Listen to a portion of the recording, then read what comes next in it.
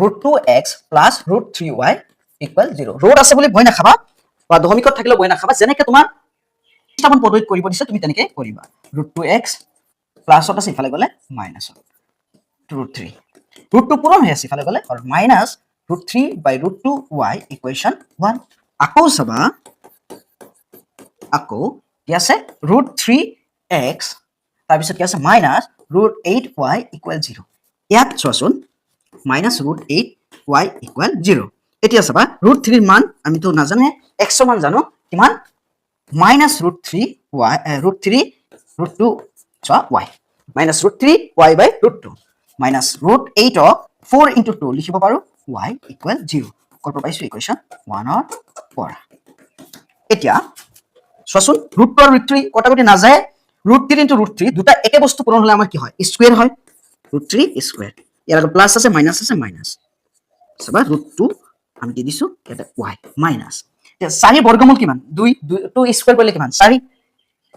2y equal 0 এতিয়া আৰু এটা লাইন ইয়াত লিখি আছো মাইনাস স্কয়াৰ আৰু ৰুট কেবো কেনসেল হ'ব √3/√2 মাইনাস 2√2y ইকুৱেল 0 সো কিমান সহজত হৈ যাব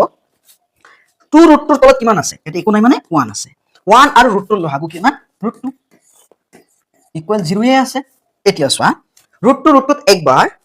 1 ইনটু ইয়াতে এটা বস্তু লিখা নাই y তো মই ওপৰতে লিখি দিছো সাইডত লিখা আৰু ওপৰত লিখা একে কথা গতিকে √2 ইয়াতে একবাৰ মাইনাস √3y একচুয়ালি √3 নহয় ঠিকে লিখি দিছো এইটো হ'ব তোমাৰ স্কয়াৰ আৰু ৰুট গুছি গলে কিমান হ'ব 3y তাতো ঠিক কৰি লিখিব লাগিব ইয়াতো লিখি দিছো ঠিক কৰি মাইনাস 3y এতিয়া 1 √2 কেবাৰ √2 বাৰ আমি দিম মাইনাসটো আগত দিম তাৰপিছত চোৱা 1 √2 বাৰ √2 চোৱা 2 √2 ইনটু √2y নিশ্চয় বুজি পাইছা এতিয়া চোৱা এটো হৰণ হৈ আছে ইফালে গলে পূৰণ মাইনাস 3y মাইনাস 2 √2 ইনটু √2 কিমান হৈ যাব 2 পূৰণ 2y 0 ইনটু √2